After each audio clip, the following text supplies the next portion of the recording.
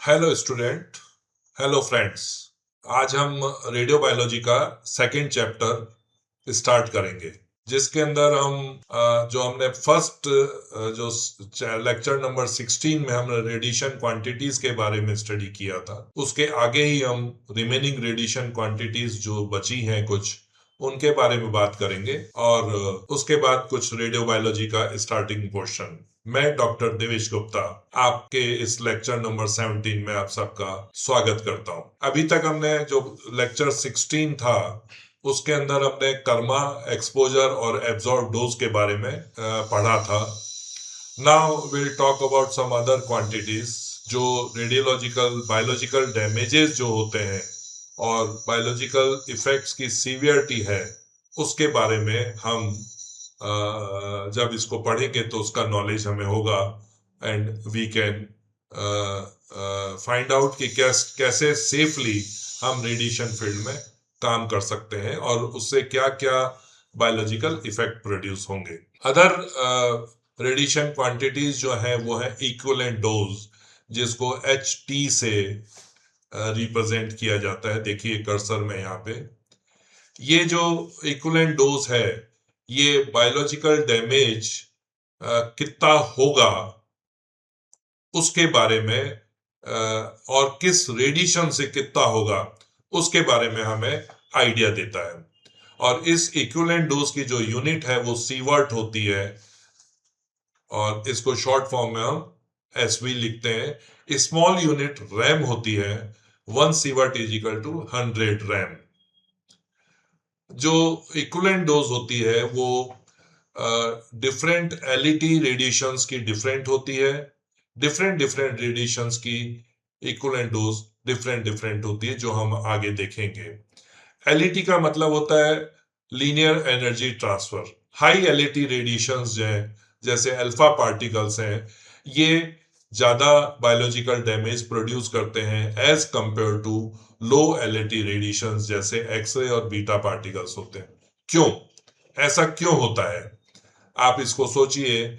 जो high LET radiations का मतलब होता है कि लीनियर एनर्जी ट्रांसफर एक छोटे से डिस्टेंस के अंदर बहुत हाई एनर्जी ये डिपॉजिट करते हैं। अल्फा पार्टिकल जो है उनकी जो रेंज है मीडियम में बहुत कम होती है। 5 MeV का अल्फा पार्टिकल की माइक्रोन के अंदर रेंज होती है मीडियम के अंदर। तो वो उतने छोटे से एरिया में इतनी हाई एनर्जी डिपॉजिट जब करता है तो नेचुरली अगर ये बॉडी से इंटरेक्ट करेगा तो उस छोटे से रीजन में जितने भी सेल्स होंगे उनको डैमेज करने की पॉसिबिलिटी बहुत ज्यादा होगी as compared to low LET radiation जैसे एक्स और गामा और बीटा पार्टिकल्स हैं। ये जब मीडियम में ट्रेवल करते हैं तो थोड़े लंबे टाइम तक थोड़ा ज्यादा डिस्टेंस तक ट्रेवल करते हैं और अपनी एनर्जी डिपॉजिट करते जाते हैं। तो वो कम एनर्जी अपने पाथ पे डिपॉजिट करते हैं, इसलिए इनको लो LET रेडिएशंस बोला जाता है। अब डोज जो है वो जो एब्जॉर्ब डोज है, एनर्जी एब्जॉर्ब हमने पढ़ा है पिछले चैप्टर में, energy absorb per unit mass is the dose. तो वो डोज चाहे अल्फा पार्टिकल की हो चाहे वो एक्स और गामा की हो, अगर एनर्जी जो डिपॉजिट हुई है जूल्स के अंदर वो इक्वल एनर्जी है तो डोज तो इक्वल होगी, लेकिन उसका इफेक्ट जो है, अगर वो अल्फा पार्टिकल के द्वारा दी गई डोज है उसका इफेक्ट अलग होगा, अगर वो एक्स और बीटा पार्टिकल के द्वारा या गामा के द्वारा दी गई डोज है तो उसका इफेक्ट अलग होगा। इस इसलिए एक फैक्टर इंट्रोड्यूस किया गया that is called radiation weighing factor. और इक्विवेलेंट डोज की जो फॉर्मूला है HT is equal to summation of R WR/DTR। Summation of R का मतलब है if it is a number of different type of radiations अगर है, हम किसी फील्ड के अंदर हैं और उसके अंदर डिफरेंट तरह के रेडिएशंस हैं, तो ये समेशन उसमें काम आएगा। R is for particular radiations. अगर उसमें बीटा पार्टिकल है तो बीटा पार्टिकल प्लस एक्स है तो प्लस एक्स की dose equivalent dose plus gamma की डोज, और जो भी पार्टिकुलेट जो भी रेडिएशन उस फील्ड में है उसको हम सम कर सकते हैं, एडिशन कर सकते हैं। जैसा मैंने बताया LET is a linear energy transfer. इसकी यूनिट होती है एनर्जी पर यूनिट लेंथ, पर लेंथ। और एनर्जी जो होती है जो लेंथ होती है वो माइक्रोमीटर में होती है, और एनर्जी होती है वो माइक्रो इलेक्ट्रॉन वोल्ट के अंदर। एनर्जी जनरली इस रेंज के अंदर होती है वो। हम रेडियो बायोलॉजिकल प्रोटेक्शन पर्पस के लिए इस वेइंग फैक्टर को यूज करते हैं। डिफरेंट डिफरेंट रेडिएशंस के क्या क्या बायोलॉजिकल इफेक्ट हैं उसको एक कॉमन स्केल के ऊपर लेकर आते हैं।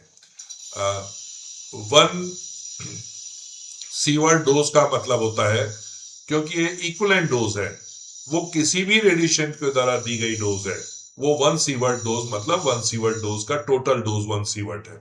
लेकिन जब हम सिर्फ डोज की बात करते हैं, एनर्जी डिपॉजिटेड इन बॉडी, तो वो डोज में होती है जो रेड्स के अंदर या ग्रे के अंदर होती है। उसका इफेक्ट उसका मीनिंग थोड़ा सा डिफरेंट हो जाता है। लेकिन जब हम सीवर्स के अंदर जाते हैं तो वो एक जनरलाइज यूनिट हम यूज करते हैं। लो एलईटी रेडिएशन जैसे एक्स और गामा में है, उसमें वेइंग फैक्टर जो है 1 होता है उसका। हाई एलईटी रेडिएशन जैसे अल्फा पार्टिकल है, न्यूट्रॉन्स है, इनका वेइंग फैक्टर 20 तक होता है। तो अब इसे इमेजिन करिए कि अगर वो एक्स और गामा की डोज है, 1 ग्रे डोज है, तो उसकी इक्वलेंट डोज वेइंग फैक्टर क्योंकि 1 है, उसकी इक्वलेंट डोज भी इंटू 1 से मल्टीप्लाई करेंगे तो 1 sievert, 1 gray into 1 is equal to 1 sievert हो जाएगी। जबकि अगर वो अल्फा पार्टिकल की 1 ग्रे डोज है, तो अगर हम वेइंग फैक्टर से मल्टीप्लाई करेंगे 20 से, तो 1 gray of alpha particle will equivalent to 20 sievert dose. ये जनरलाइज स्केल के ऊपर आ गया। तो इसका मतलब ये हुआ कि अल्फा पार्टिकल से जो इफेक्ट होगा बॉडी के ऊपर वो 20 गुना ज्यादा होगा, डैमेज जो होगा। इस इक्विवेलेंट डोज के कंसेप्ट को इंट्रोड्यूस करने का पर्पस ये है कि severity of effect, biological effect को हम एनालाइज कर सकते हैं। अब ये जो देखिए, ये जो टेबल है इसमें प्रोटॉन, इलेक्ट्रॉन, सभी तरह के पार्टिकल्स और एक्स और गामा रेडिएशंस के बारे में उनका जो वेइंग फैक्टर है आईसीआरपी 60 के अकॉर्डिंग ये वेइंग फैक्टर है उसके, और आईसीआरपी 103 जो लेटेस्ट है उसके अनुसार ये उसके वेइंग फैक्टर है। तो जब हम इक्विवेलेंट डोज की कैलकुलेशन करेंगे तो डोज के साथ उस इन वेइंग फैक्टर्स को हम मल्टीप्लाई करेंगे, जो भी रेडिएशन है उसके करस्पॉन्डिंग जो वेइंग फैक्टर है उससे हम मल्टीप्लाई करके इक्विवेलेंट डोज को फाइंड आउट करेंगे। माय डियर फ्रेंड्स, स्टूडेंट्स, ये जो सारे लेक्चर्स जो हैं जो मैं दे रहा हूं अभी तक, जो जितने भी दिए हैं, ये मेरे द्वारा लिखित जो बुक है हैंडबुक ऑफ रेडियोलॉजिकल फिजिक्स, उससे मैं प्रिपेयर करता हूं। ये अपने आप में रेडियोलॉजिकल फिजिक्स की कंप्लीट बुक है, जिसके अंदर पूरी मेडिकल फील्ड की रेडियोलॉजिकल फिजिक्स जो है वो इसके अंदर दी गई है।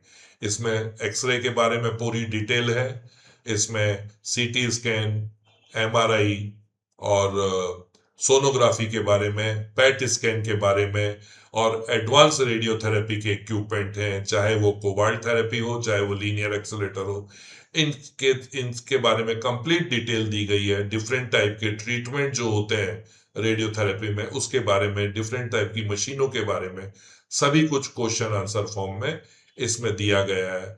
और मैं विश्वास दिलाता हूं कि ये बहुत सिंपल लैंग्वेज में ये सब कुछ दिया गया है। इसमें देखिए मेरे वेबसाइट है www.drdevesh.com। इसको इस वेबसाइट पे जाके इस बुक के बारे में आप पूरी डिटेल पता कर सकते हैं। उसमें क्वेश्चन आंसर फॉर्म में है, ये कौन कौन से चैप्टर है उसमें पूरी डिटेल दी गई है, और कुछ चैप्टर को फ्रीली अवेलेबल किया गया है, उसकी आप लैंग्वेज देख के आप अंदाजा लगा सकते हैं। आपने अगर ये बुक ले ली है और इसमें कोई भी कमेंट देना है आपको, मेरा जो आप लेक्चर सुन रहे हैं उसके बारे में कोई कमेंट देना है, तो ये मेरी वेबसाइट है contact.deveshgupta@gmail.com। इसके ऊपर आप अपने सुझाव और कमेंट मुझे भेज सकते हैं। ये जो लेक्चर है ये यूट्यूब पे अवेलेबल है, यूट्यूब के ऊपर भी आप उस लेक्चर को देख के अपने कमेंट दे सकते हैं। और मैं आशा करता हूं कि अगर आपको ये लेक्चर अच्छा लग रहा है तो आप इसको ज़्यादा से ज़्यादा शेयर करिए, लाइक करिए, बेल आइकन को दबाकर, और इसको फॉलो करिए, जिससे कि ज़्यादा से ज़्यादा लोगों तक, ज़्यादा से ज़्यादा स्टूडेंट्स तक ये पहुंचे और वो इसका फायदा ले पाए। अब हम आगे बढ़ते हैं। डायग्नोस्टिक रेडियोलॉजी, जिसमें हम एक्सरे और सीटी स्कैन, एमआरआई होता है, इसमें जो रेडिएशन जो यूज किए जाते हैं वो एक्सरे होते हैं। न्यूक्लियर मेडिसिन में जो एक्सरे होते हैं, जो रेडिएशंस यूज होते हैं, वो गामा रेज और बीटा पार्टिकल्स यूज किए जाते हैं। इन सब का वेइंग फैक्टर 1 होता है।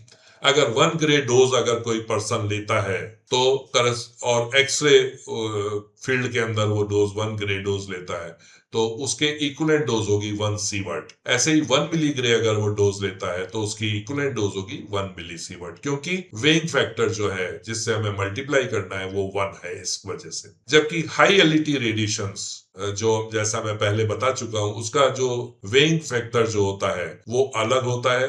अगर हम अल्फा पार्टिकल्स की बात करें तो उसका मल्टीप्लीकेशन और वेइंग फैक्टर 20 होता है। क्यों होता है? क्योंकि अल्फा पार्टिकल का मास ज्यादा होता है, उसके ऊपर चार्ज ज्यादा होता है, इसलिए वो जब किसी भी फील्ड से इंटरेक्ट करता है, बहुत छोटे से छोटे सी लेंथ में वो अपनी मैक्सिमम और संपूर्ण एनर्जी डिपॉजिट कर देता है, इसलिए हाई एलईटी रेडिएशंस कहलाता है। तो अगर 1 ग्रे ऑफ अल्फा पार्टिकल की डोज कोई पर्सन लेता है तो उसकी इक्विवेलेंट डोज जाएगी वो 20 सीवर्ट हो जाएगी, 20 से मल्टीप्लाई होकर। इसी प्रकार न्यूट्रॉन्स हैं जिनका वेइंग फैक्टर 20 होता है। न्यूट्रॉन डोज अगर कोई लेता है तो इक्विवेलेंट डोज बहुत हाई हो जाती है।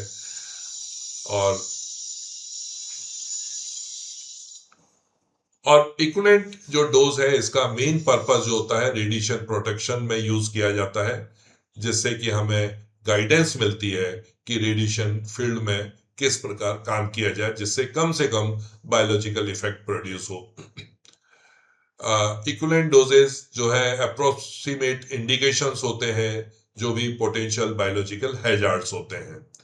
एंड बायोलॉजिकल इफेक्ट्स जो होते हैं वो इन रेडिएशंस के बारे में बहुत प्रॉपरली हम इसको एसेस कर पाते हैं, तभी हम बायोलॉजिकल इफेक्ट्स को स्टडी कर सकते हैं। Biological effects caused by the same dose of different type of radiation may be different if they have different rates of energy loss per unit path length। ये मैं बता चुका हूं कि एलईटी अगर लो एलईटी है और हाई एलईटी है तो जो डोज हम ले रहे हैं उसका बायोलॉजिकल इफेक्ट डिफरेंट डिफरेंट होगा। Hence the absorbed dose is multiplied by the radiation weighing factor, जो हम पहले कर चुके हैं। अब आता है इफेक्टिव डोज। जब किसी भी डोज, कोई भी रेडिएशन फील्ड में कोई पर्सन रेडिएशन से एक्सपोज होता है और वो होल बॉडी के ऊपर जब वो डोज लगती है, यूनिफॉर्म एक्सपोजर होता है उसका बॉडी का, बट रेडिएशन का इफेक्ट क्या आएगा, ये उसमें जो ऑर्गन्स जो हैं हमारी ह्यूमन बॉडी में, उसके ऊपर क्या क्या इफेक्ट आ रहा है, नॉन यूनिफॉर्म एक्सपोजर जो उनका हो रहा है, उसके उसके ऊपर भी बायोलॉजिकल इफेक्ट ओवरऑल डिपेंड करते हैं। Non exposure, uniform exposure will have to be restricted to avoid deterministic as well as stochastic effect. इसके बारे में हम और डिटेल में बाद में पढ़ेंगे। डिटर्मिनिस्टिक इफेक्ट होता है कि अगर रेडिएशन से कोई पर्सन इफेक्ट हुआ है या कोई पर्सन ने रेडिएशन डोज ली है तो सर्टनली, डेफिनेटली उसमें कुछ बायोलॉजिकल इफेक्ट अपीयर होंगे with in A short period of time, with in A hours और विद इन ए वीक, 1 और 2 वीक के अंदर। एंड ये बहुत डेंजरस सिचुएशन होती है। स्टोकास्टिक इफेक्ट जो होता है वो डोज के ऊपर डिपेंड करता है, जो लॉन्ग टर्म में उसका इफेक्ट होता है। इन दोनों को देखते हुए international commission of radiation protection ने एक डोज लिमिट प्रेस्क्राइब की है सभी लोगों के लिए, चाहे वो रेडिएशन वर्कर हो, चाहे वो आम जनता हो, चाहे वो प्रेग्नेंट लेडी हो, चाहे वो इन्फेंट बेबी हो। Different organs have different probability for the induction of stochastic effect, which is cancer and hereditary effect. Stochastic effect है जिसको हम अदर वर्ड्स में प्रोबेबिलिटी इफेक्ट भी बोलते हैं, और जो लॉन्ग टर्म इफेक्ट है, रेडिएशन के लॉन्ग टर्म इफेक्ट है, उसमें प्राइमरीली कैंसर है और हेरिडिटरी इफेक्ट है। कैंसर जो है वो तो इंसान की उसी जिंदगी में अपीयर हो जाता है।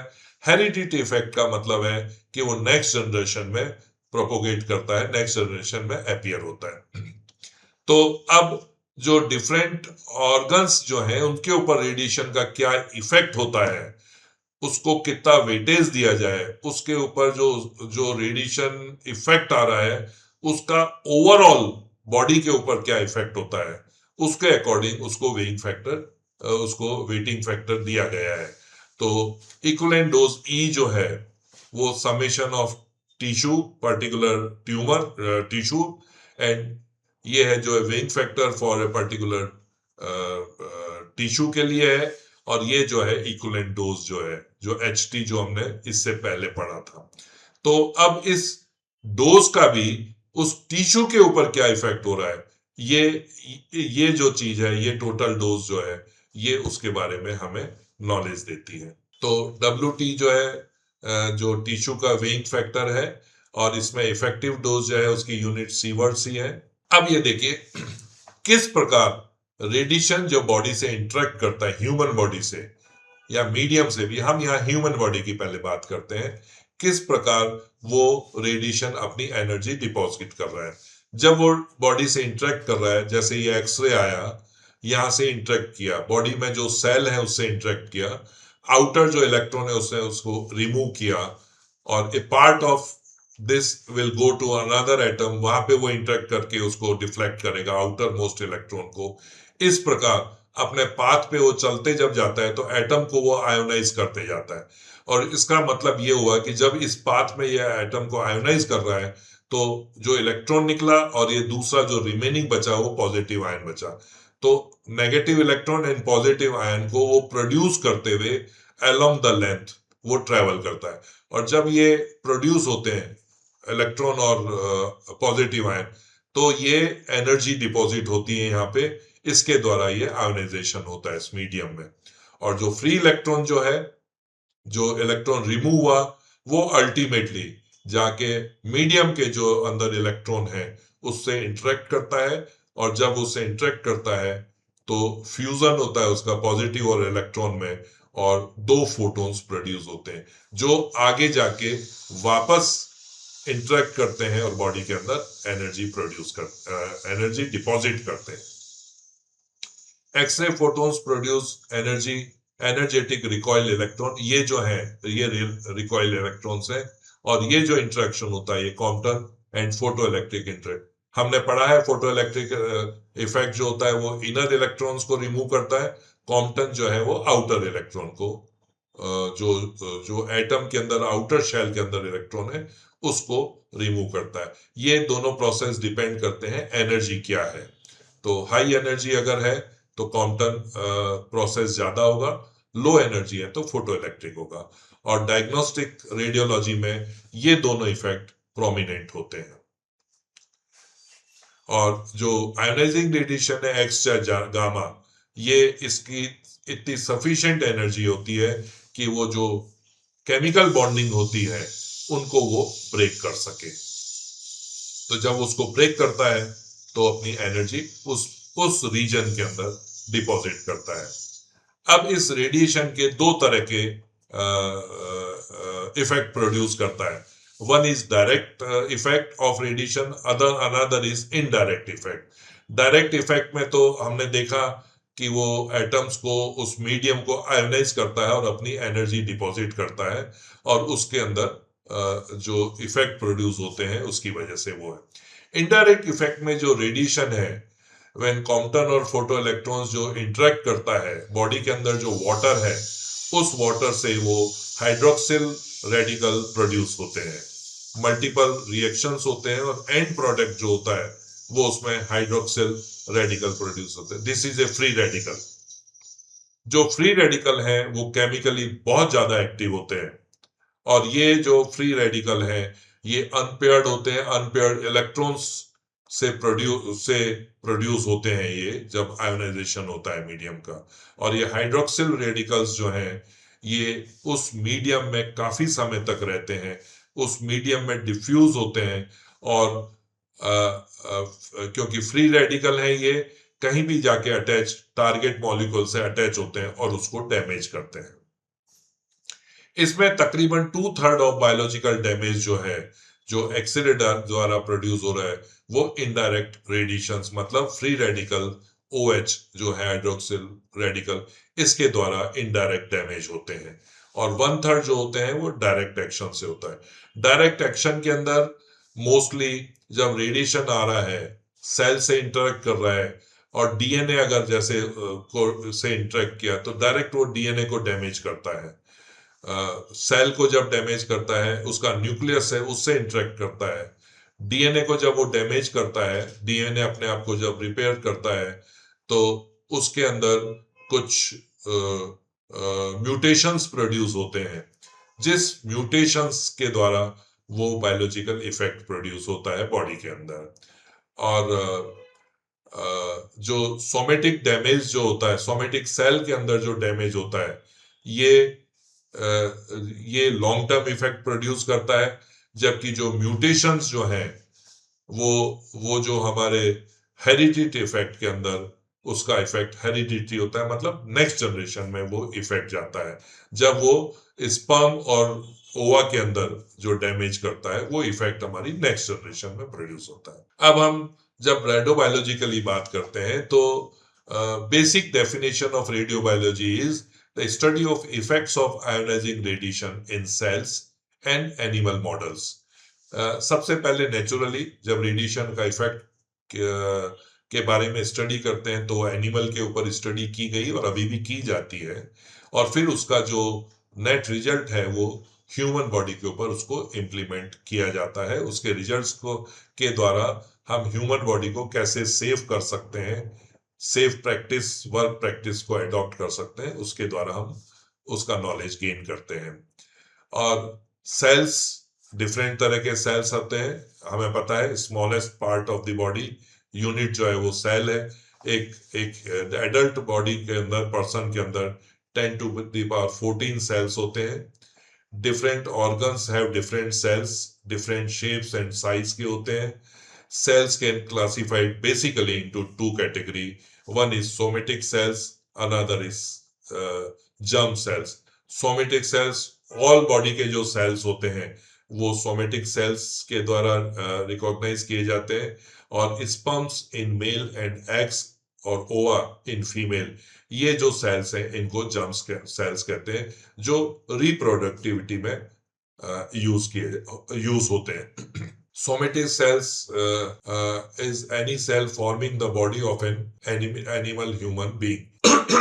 सोमेटिक जो सेल्स हैं वो बॉडी को बनाने में काम आते हैं। फॉर एग्जांपल स्किन सेल्स हुआ, लंग सेल्स हुआ, नर्व सेल्स हुआ, मसल सेल्स हुआ एक्सेट्रा। और बॉडी के अंदर ये 23 पेयर्स के अंदर होते हैं मतलब 46 क्रोमोसोम्स होते हैं। पेयर ऑफ क्रोमोसोम्स जो होते हैं उसके अंदर 46 नंबर्स में होते हैं। जबकि जर्म सेल्स होते हैं ये रिप्रोडक्टिविटी में काम आते हैं, बॉडी को बनाने में काम आते हैं नेक्स्ट जनरेशन के लिए। और ये दो टाइप के होते हैं, स्पर्म्स इन मेल के अंदर स्पर्म्स होते हैं जबकि एग्स और ओवा जो होते हैं फीमेल्स के अंदर होते हैं। और ये जो होते हैं ये 23 क्रोमोसोम्स ही होते हैं, ये पेयर नहीं होते, 23 क्रोमोसोम्स होते हैं इसके अंदर। अब radio sensitivity of in all cells की डिफरेंट होती है। जो फास्ट डिवाइडिंग सेल्स होते हैं वो they are more sensitive to radiations और जो लो डिवाइडिंग सेल्स होते हैं, जो वेल डिफरेंशिएटेड सेल्स होते हैं, they are resistive to radiations. और जिनकी सेंसिटिविटी इन दोनों के बीच में होती है वो एक मॉडरेट सेंसिटिव टू रेडिएशंस होते हैं। फास्ट डिवाइडिंग सेल्स जो होते हैं जब वो डिवाइड होते हैं, फास्ट डिवाइड करते हैं तो उन्हें ज्यादा ऑक्सीजन की जरूरत पड़ती है। अदर वर्ड्स में हम कैसे कह सकते हैं कि well oxygenated cells are sensitive to radiations और हाई रेडियो सेंसिटिविटी में bone marrow, spleen, thymus, lymphatic nodes, gonads और लिम्फोसाइट्स जो है, these are sensitive to radiations. Medium radio sensitivity में स्किन, मेसोडर्म, ऑर्गन्स में लीवर, हार्ट और lung, these are comparatively less radio sensitive. और जबकि muscles, bones, nervous system में जो सेल्स होते हैं, they are very low sensitive to radiations. I hope यहाँ पे मैं इसको स्टॉप कर रहा हूँ। नेक्स्ट लेक्चर में हम और डिटेल में इसको आगे रेडियो बायोलॉजी को स्टडी करेंगे। अब हम प्योरली रेडियो बायोलॉजी को स्टडी करेंगे। अभी तक हमने रेडिएशन क्वांटिटीज और रेडियो बायोलॉजी का स्टार्टिंग पोर्शन जो है स्टडी किया। आगे हम इसको और डिटेल में स्टडी करेंगे। होप ये लेक्चर आपके लिए यूजफुल है, अच्छा लगा होगा आपको, इंटरेस्टिंग लगा होगा। मैं चाहूंगा कि आप इस लेक्चर को लाइक करें, शेयर करें और सब्सक्राइब करें। ज़्यादा से ज़्यादा इसको शेयर करें जिससे कि ये सभी स्टूडेंट्स तक पहुंचे। Thank you very much.